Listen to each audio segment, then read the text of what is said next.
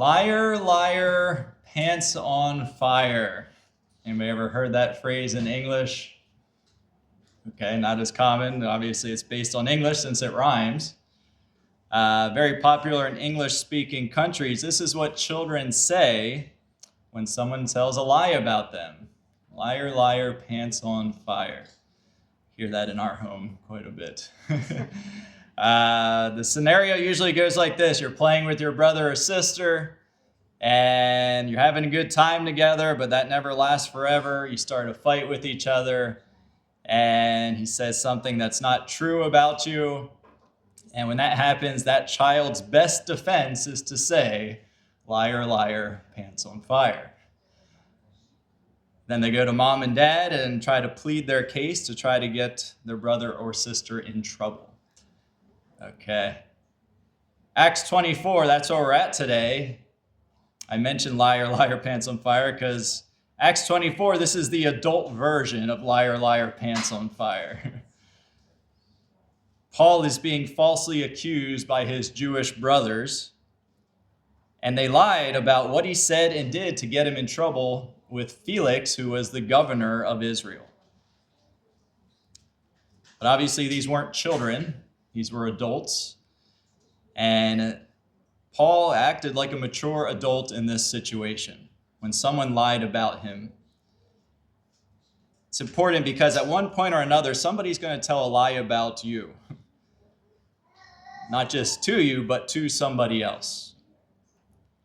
The question is, how do we as mature Christians respond to such lies? Do we whine and cry like children? Or do we handle the situation like Paul handled it in Caesarea? So that's what we're going to look at today. We're in Acts 24. Just to set up the narrative, remember at the end of chapter 23, we saw the Jews were planning to ambush and kill Paul in Jerusalem. And so therefore Lysias found out about it. He sent Paul to Felix in Caesarea. And Felix was the Roman governor of that region. It was in his jurisdiction. And so Lysias said, it's up to you now, Felix, to determine if Paul did anything wrong. You're the judge in this matter. And so at the end of chapter 23, verse 35, it says Paul was kept in Herod's judgment hall. That's where we find him at the end of chapter 23. You guys may remember our trip there back in March. We actually saw Herod's judgment hall. That's the area that's kind of leads to the beach, his palace. And so that's where Paul was at this time. And so he's there and he's waiting for, it says, his accusers to come. For those that brought accusation against him, Ananias and members of the Sanhedrin. That brings us to chapter 24. Let's start by reading verse 1. Acts 24, verse 1. And after 5 days, Ananias, the high priest, descended with the elders and with a certain orator named Tertullus, who informed the governor against Paul. So these are the ones bringing the accusation. Ananias, remember, he was the high priest. He's the one that ordered Paul to be smacked in the mouth in chapter 23. And he arrives with certain members of the Sanhedrin. Probably not everybody from the Sanhedrin, but a few of the elders, a few of the members. They didn't come alone. It says they arrived with this man, a certain orator named Tertullus. Who was this man? It's unclear if he was even a Jew or Gentile. But what we do know about him, the one thing it says about him, he was an orator speaking on behalf of Ananias and the elders. What's an orator? What's an orator? It means he was a public speaker and in this sense, most likely acting as their lawyer. Tertullus was the lawyer for the Jews in this case. And so what had happened is Ananias and the Sanhedrin, they hired a competent lawyer to present their case properly, because this was a Roman court. You needed to follow some rules to get your case heard and won. So they hired Tertullus, a lawyer. There's a joke about lawyers, probably many jokes you've heard about lawyers. Here's one. Here's a question. How do you know when a lawyer is lying?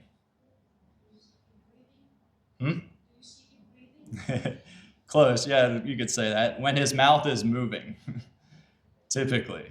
Meaning a lawyer is quite often lying. It may be a bit of a harsh joke, especially since my father-in-law is a lawyer. But in this case, it was true for Tertullus. Lawyers are often skilled liars. They're well-trained liars. Some of the world's greatest orators, not just lawyers, but public speakers, the greatest public speakers, some of them are actually some of the world's greatest liars as well. And so Tertullus certainly was a liar in this text. And in verses 2 to 8, we see some of his lies, and we actually see the type of lies and the strategy of him as a liar. Because when we talk about lying, people can lie in many different ways. We see this throughout the Bible. There's many lies throughout, especially the Old Testament. Sometimes they just say an outright lie. It's just not the truth. They don't try to hide it in any way. They're just saying the opposite. Like when Jacob just outright lied to his father Isaac, he just said he was his brother, that he was Esau, just to steal the blessing. Just an outright lie. But other lies are more deceptive. Genesis chapter 3, what did Satan do to deceive Eve? He twisted the truth, didn't he? Put a little bit of the truth in there, but mixed it with a lie so that she would believe the whole thing.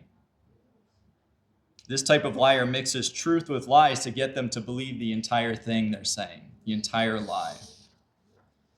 So in Acts 24, what type of liar was Tertullus? We really see two types of lying here. One type of lie was flattery. You guys know what flattery is? It's praising somebody, but in excess and even saying things that aren't true about that person. This is a type of lie that's basically you're trying to benefit yourself or somebody else. And then the other type of lie we see here was he was just like in Genesis 3, he was twisting the truth, mixing the truth with lies so that people would believe the lie. So let's look at these two types of lies. Let's start with flattery. In verses 2 to 4, he starts with flattery. Let's read verses 2 to 4. And when he was called forth, Tertullus began to accuse Paul, saying, "See that by thee," he's talking to Felix, "we enjoy great quietness, and that very worthy deeds are done unto this nation by thy providence. We accept it always and in all places, most noble Felix, with all thankfulness. Notwithstanding that I be not further tedious unto thee, I pray thee that thou wouldest hear us of thy clemency a few words." It's laying it on a bit thick. Flattery. In English, we have the saying, flattery will get you nowhere. People saying that you can't flatter me to get what you want. But the reality is flattery often does persuade people to believe what you're saying or to do what you want them to do.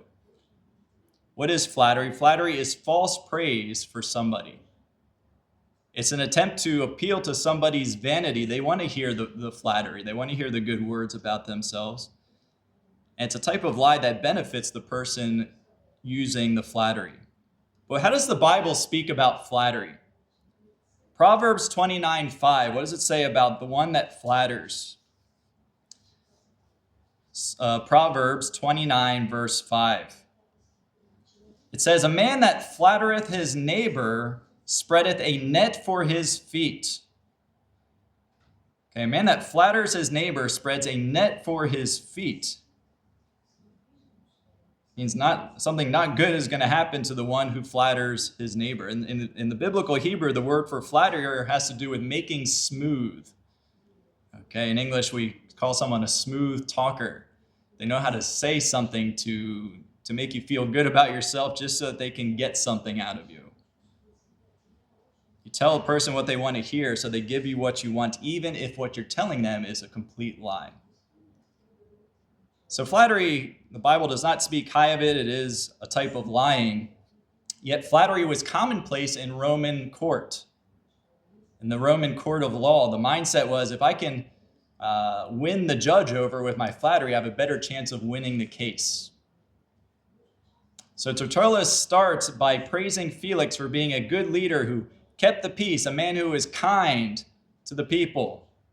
And that was just an outright lie. If you know anything about Felix from the Bible here, he was an evil man, hated the Jews, the Jews hated him, and there was absolutely no peace in the land. He was a terrible governor. Josephus, the historian, confirms that Felix did some very terrible things. And he even ended up being kicked out of his position and sent back to Rome for being such a bad governor. Yet Tertullus starts his case by flattering this man, saying, "You're a great governor. You're keeping the peace," even though there was no peace in the land. Quite turbulent at the time, actually.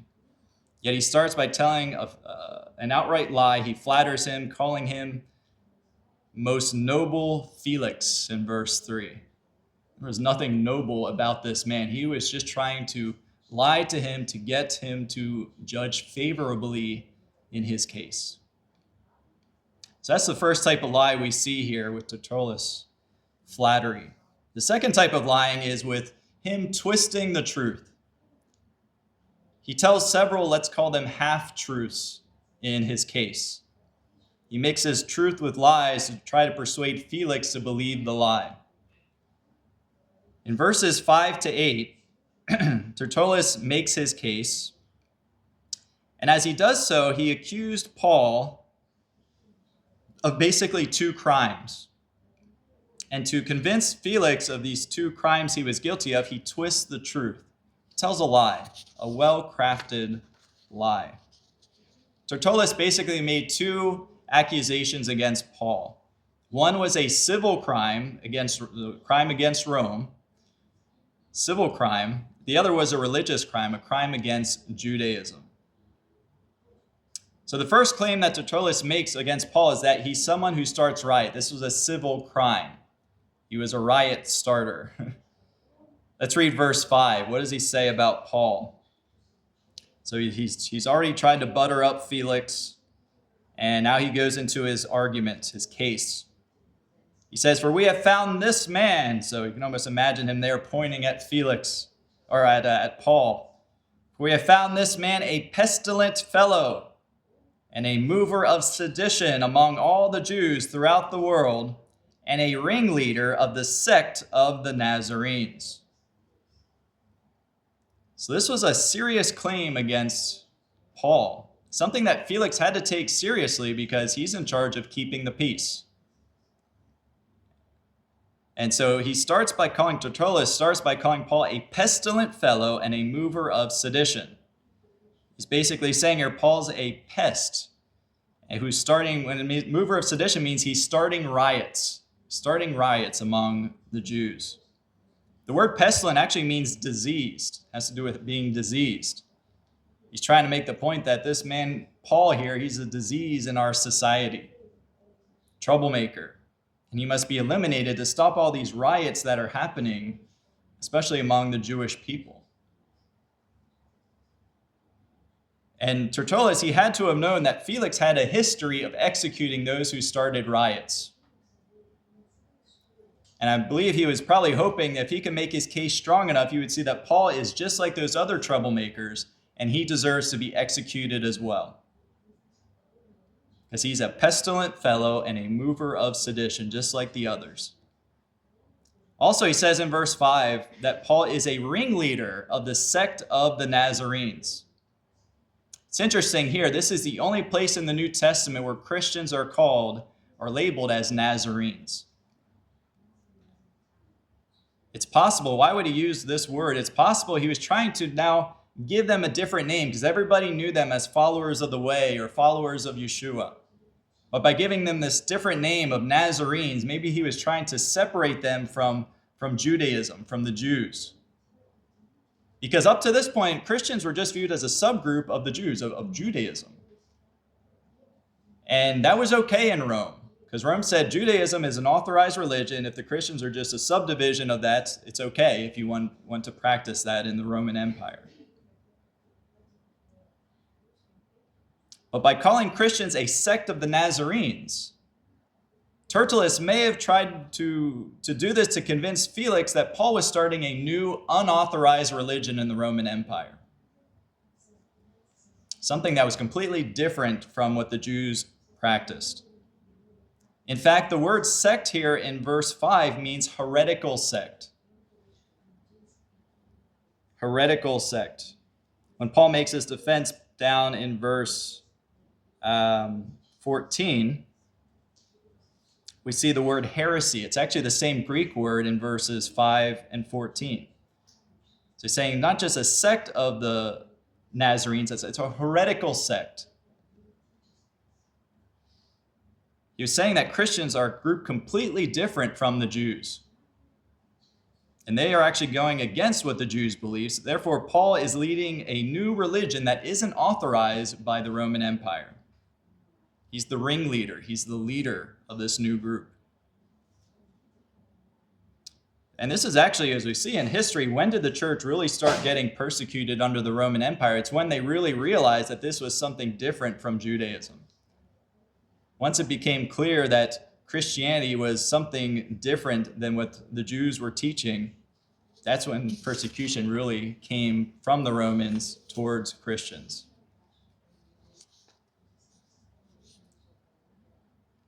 So the first accusation against Paul was that he was leading riots, especially among the Jews. He did it as the leader of a new unauthorized religion throughout the Roman Empire. So the question is, was this the truth? Was Tertullus telling the truth, or was he just a skilled liar? I believe this lawyer was twisting the truth. He was mixing truth with lies to make his accusation believable. Let's ask some questions. Was Paul caught in the middle of some riots among the Jews? Yes, he was. But did he start those riots? No, he didn't. Was he purposely going around trying to make trouble, trying to start these riots and disorder? Absolutely not.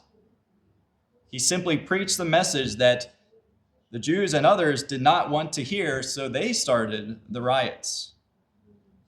But Tertullus was twisting the truth to make it seem otherwise, that Paul was the source of the trouble. He was the source of the rioting. Also, was Tertullus telling the complete truth by saying that Paul was leading a completely new religion? And also, I don't believe so either. I don't believe that was completely true. Paul certainly didn't think so. As you will see in his defense, he says this is in alignment with what the prophets spoke of, what was written in the Tanakh. So in verse 5, Tertullus is bringing mostly a civil accusation. Paul was a threat to the peace of Rome. He was leading riots. This is civil disorder. But then in verses 6 to 8, Tertullus brings a religious accusation against Paul. He's not just going against Rome, he's going against the Jewish religion. Verses 6 to 8. He says, who also, so he's still talking about Paul, still accusing Paul. This man has also gone about to profane the temple, whom we took and would have judged him according to our law. But the chief captain Lysias came upon us and with great violence took him away out of our hands, commanding his accusers to come unto thee, by examining of whom thyself mayest take knowledge of all these things, whereof we accuse him. So look at this claim. The claim is that Paul attempted to profane the temple, to do something that would kind of defile the temple, make it seem not holy. If you remember from chapter 21, the Asian Jews actually claimed that he brought a Gentile into the temple, and that's what profaned the temple. And so what he's bringing forth here, this is strictly a religious matter. This is not about Roman law. This is something that should have been settled among the Jews in a Jewish court, is what he's saying. It's what Tertullus is trying to prove here. And he really walks a fine line here by bringing Lysias into the picture. Because Lysias is a Roman. He's a Roman officer. So you can't just outright talk badly about Lysias, especially since Lysias wrote Felix a letter saying, I stepped in to bring order here. But what does he do? He walks this fine line. He does claim that had Lysias not interfered, then the Jews would have had a Jewish fair trial for Paul, and then Felix wouldn't have even needed to be troubled by this court case. Was Tertullus telling the truth this time? Or was that simply another lie, another twisting of the truth? Listen again to what Tertullus is saying. At the end of verse 6, he's claiming that the Jews, if Lysias would not have gotten involved, they simply would have judged Paul according to our law, acting like they would have just taken him to court, heard his case. Had Lysias not intervened, the Jews would have had a fair trial. Is that true? Not from what I recall in chapter 21. They wanted to judge him all right. They wanted to judge a stone right through his head. From chapter 21, it didn't seem like the Jews were going to judge Paul according to law. It looked like they wanted to lynch him and kill him on the spot, unlawfully. Let's remind ourselves of what the truth was. Chapter 21, verses 30 to 32. Chapter 21, verses 30 to 32. What actually happened? And all the city was moved, and the people ran together, and they took Paul and drew him out of the temple, and forthwith the doors were shut. And as they went about to kill him, tidings came unto the chief captain of the band, so that's Lysias, that all Jerusalem was in an uproar, who immediately took soldiers and centurions and ran down unto them. And when they saw the chief captain and the soldiers, they left beating of Paul. Did this look like an orderly and fair trial? This was a lynching. We see that confirmed. What happened is confirmed by Felix in chapter 23, verse 27. Chapter 23, verse 27. This is the letter that Lysias wrote to Felix as he sent Paul to Caesarea. In chapter 23, verse 27, he wrote to Felix that this man, Paul, was taken of the Jews and should have been killed of them. That was a true statement. Then came I with an army and rescued him, having understood that he was a Roman. And so we're talking about people lying here. Lysias also didn't exactly tell the truth. Did he step in because he knew Paul was a Roman? No, he didn't know that till afterwards. He just stepped in because he saw somebody was about to be, saw there was a riot, basically, wanted to break it up. But Tertullus almost makes Lysias look like the bad guy in this story.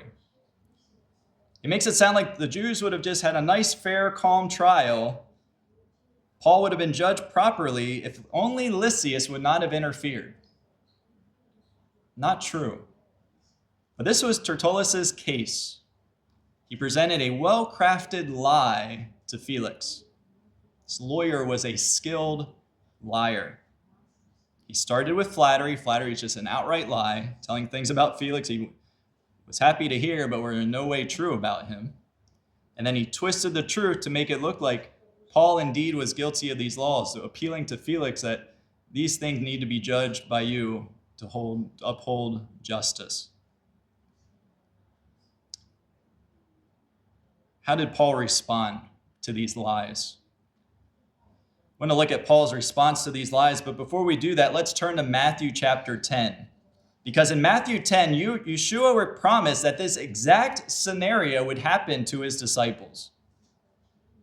Matthew chapter 10. We're going to read verses 16 to 18. Matthew 10, 16 to 18. What did Yeshua promise? Behold, I send you forth as sheep in the midst of wolves. Be you therefore wise as serpents and harmless as doves, but beware of men, for they will deliver you up to the councils, and they will scourge you in their synagogues. And you shall be brought before governors and kings for my sake, for a testimony against them and the Gentiles. Yeshua promised that his disciples would stand before councils and governors. In the early chapters of Acts, we saw that Peter and John stood before the Sanhedrin, the council of the Jews, several times. And now it's Paul's turn to stand not just before the council, he also stood before the council, but now he's standing before the governor. But Yeshua didn't just promise that they would stand trial before councils and governors. He also instructed them, this is how you're going to behave when this happens. So before we look at Paul's response to Felix in chapter 24, let's look at how Yeshua expected Paul to respond. What did verse 16 say? Behold, I send you forth as sheep in the midst of wolves. Be you therefore wise as serpents and harmless as doves. First, Yeshua reminds us of the reality that we're sheep living in a world of wolves. Wolves like to attack and kill sheep. Satan likes to attack and kill believers in Yeshua, and he often uses liars to accomplish that task. We live in a world of liars, unfortunately. We need to understand that unbelievers especially, they still live in that dominion of Satan. And what do we know about Satan? It says he is the father of lies, according to John 8:44. The reality is every one of us has lied. We're all liars because we've all told a lie at some point. No one can say they're not a liar, and if they do say that, they're lying. It's one of the most prominent sins for all of us. Psalm 58:3, what does it say? Psalm 58:3 says, the wicked are estranged from the womb. They go astray as soon as they be born, speaking lies. Straight out of the womb. When we're born, we're already prone to being liars. Soon after a child learns how to talk, he learns how to tell a lie. Those of you who have raised children, you know that is the complete truth. Lying is a prominent sin for all of us, and it's so prominent that it's listed among those sins that lead to eternal damnation. Obviously, all sin leads to eternal damnation, but in Revelation 21, they list specific sins that lead to damnation. Revelation 21 verse 8 says, all liars shall have their part in the lake which burneth with fire and brimstone, which is the second death. It shows us how serious lying is. And finally, in Acts chapter 5, we saw the seriousness of lying, especially within the church. Ananias and Sapphira, remember back, it's already been a while since we've been in chapter 5, but they lied and they both fell down dead, it says. Peter says to Ananias, or he says, asks him, why have you not just lied, but what does he say in Acts chapter 5, verse 3? He says, Satan has filled your heart to lie to the Holy Spirit. Satan has filled your heart to lie. Again, Satan is the father of lies. And he loves to get in there to use liars, especially to destroy the church. Try to ruin the lives of believers. Satan's the father of lies who likes to stir up that sinful desire to lie that is in all of us. It can happen to anybody. Happen even with believers. However, Satan especially is effective as using unbelievers as liars to try to attack the church. So what's our response to such liars, to such wolves, as Yeshua calls them, who try to attack us? Again, verse 16 of Matthew 10, Yeshua said, be you therefore wise as serpents and harmless as doves. What does that mean? Wise as serpents, harmless as doves. It basically means we're to respond in a way that maintains our integrity. In ancient Egypt, the serpent was a symbol of wisdom because the serpent was very good at knowing how to avoid danger. So Yeshua told them, be as wise as serpents. Navigate your way through danger. Navigate your way through this world of liars. And to do so while being harmless as doves. Try to avoid the attacks of the liars and doing it while keeping your integrity, or maintaining your innocence as doves. Because it's very easy to try to respond to a liar by telling your own lie. But he's saying, behave as harmless as doves so we ourselves don't become liars in trying to defend ourselves against liars. Being wise as a serpent isn't the same thing as being as crafty and cunning as you can be. Don't become a liar to defend yourself against liars. In the Garden of Eden, the serpent, who was really Satan, he's described how? As subtle, crafty in Genesis chapter 3, verse 1. This word subtle means, the word implies that skill is involved to deceive somebody. It's like an artist crafting his artwork. He's using skill to be an effective liar. We don't want to spend our time crafting our skills as liars. Rather, we want to spend our time crafting our skills as people who tell the truth.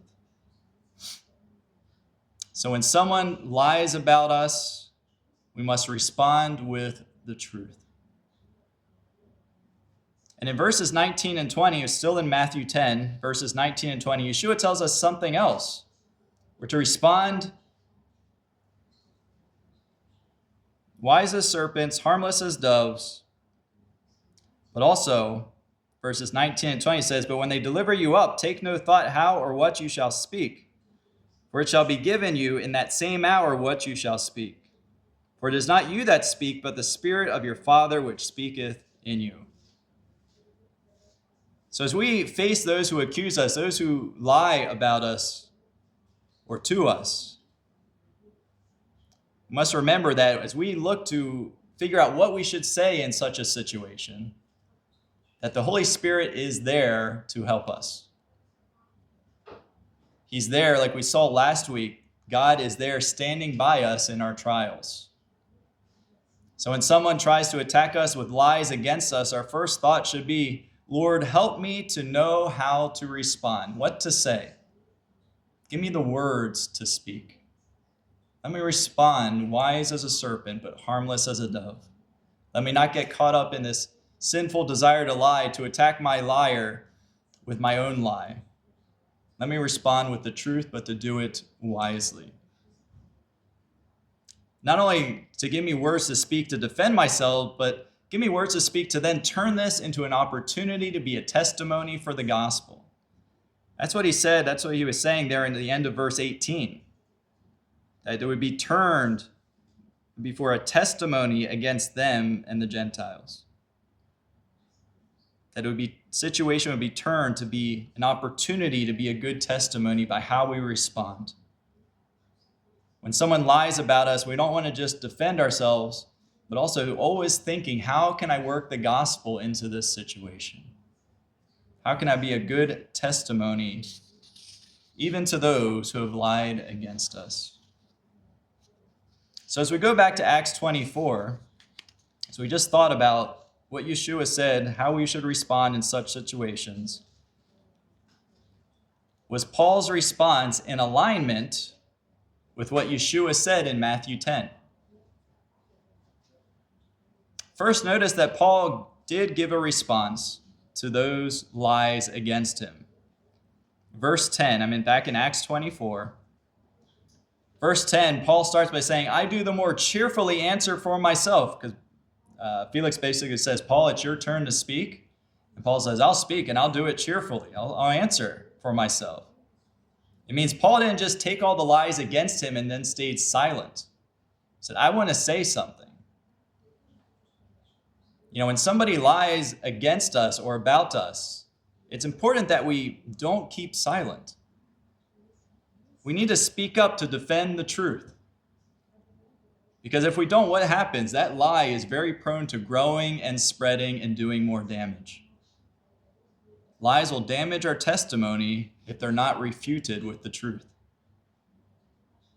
So in verses 11 to 21, then, we see Paul giving his defense. He said, I'm happy to answer for myself, and here's what I have to say. He answers all the accusations, all the lies against him. And he also does it without a lawyer. Okay, the Jews had hired a skilled lawyer to represent them. Paul's representing himself. But remember, he's not truly alone when he speaks. He has the Holy Spirit guiding him in what to speak.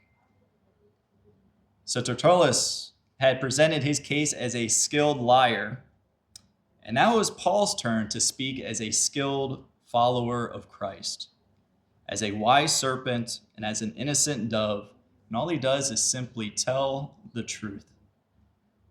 Verse 10, he doesn't start with flattery like Tertullus did with Felix, even though that was expected in Roman court.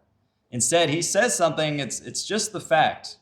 He says, Felix, you've been of many years a judge unto this nation. That's about as much as he can say in the terms of flattery. It's just a fact. You've been the ruler. You haven't been a good ruler, bad ruler, you've just been the ruler. But then Paul goes on to defend his case point by point. He responds to every lie against him. Tells the truth. That's all he does. Again, when someone lies about us and falsely accuses us, the best defense is Paul's defense. Just tell the truth. Don't exaggerate.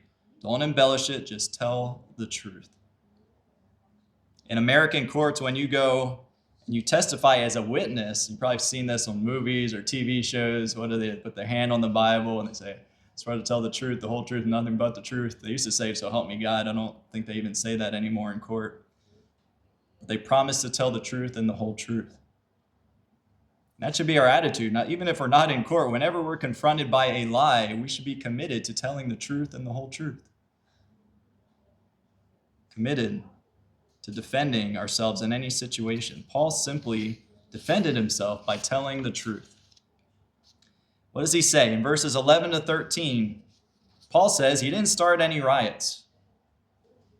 In fact, he makes the point that it's kind of ridiculous. Even if he wanted to start a riot, he didn't have enough time to start a riot. He didn't have time to organize people in such a way. He wasn't in Jerusalem long enough. He talks about how many days he was there, how long ago he was there. If you do the math, he was only there for a few days. That's one point he makes. And he also says, these people who are accusing me of starting the riot, they can't even prove that I started the riot. Verse 13, that's what he's saying. Neither can they prove the things where they now accuse me. He says, that's not true. I didn't start a riot. There's no way I could have. And they can't even prove. They have no proof against me. Then in verses 14 to 20, Paul states that he wasn't part, because remember they said he was a ringleader of a new sect, heretical sect of the Nazarenes.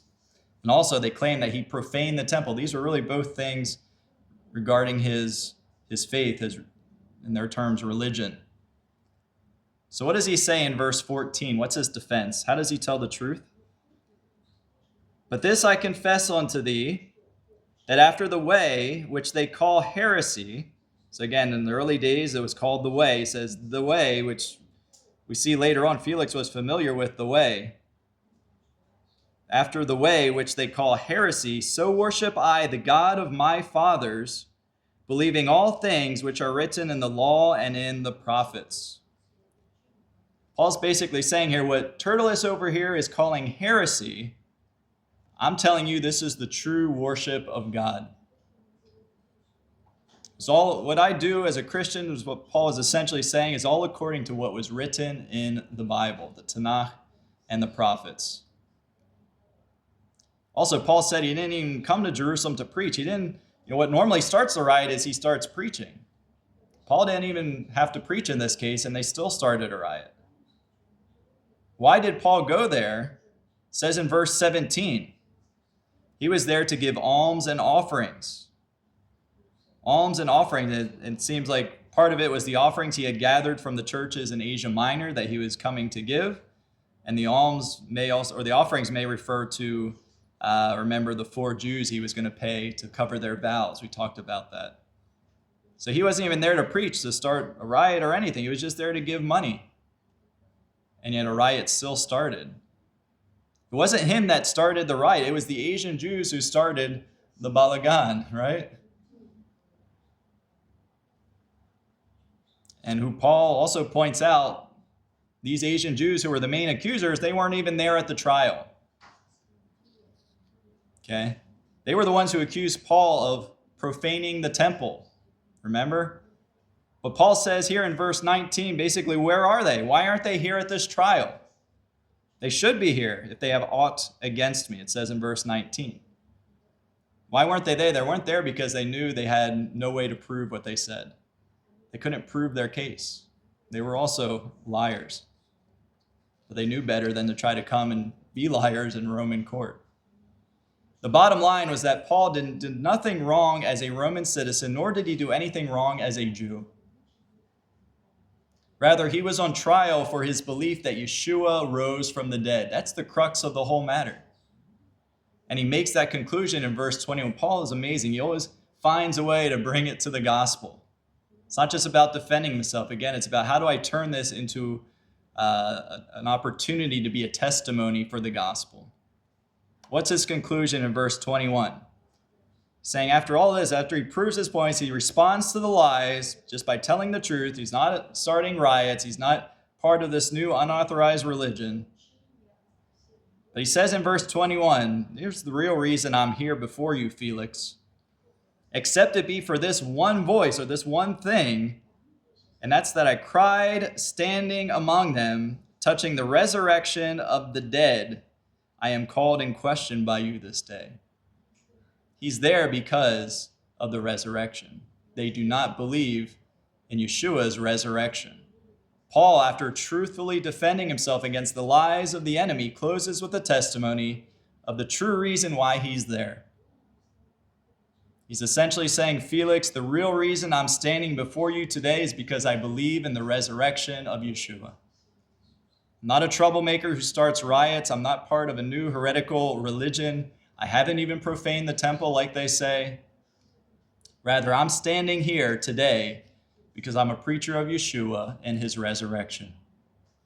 And those wolves standing over there, they don't like that. They don't believe in it. So they're going to lie and do whatever they can to silence me and the truth that I preach. This is basically what's happening in this trial. Paul had turned his defense into a testimony for the gospel. So yes, did Paul respond as Yeshua predicted in Matthew 10? I think so. He responded as a wise serpent and a harmless dove. Yet he spoke with assertiveness for the truth. And he turned it into a testimony for the gospel. So Tertullus was a skilled lawyer and a skilled liar. But Paul was a skilled evangelist, empowered by the Holy Spirit. When Paul was confronted by lies against him, lies which ultimately, again, originate with Satan himself, the father of lies, Paul stood there and told the truth. He stood as a sheep among the wolves, wise as a serpent, harmless as a dove, yet assertive as a proclaimer of the truth. When we were children, we confronted liars in a childish way. Liar, liar, pants on fire. Sometimes I still say that. But now as mature Christians, when people lie about us or to us or about us to other people, how are we going to respond?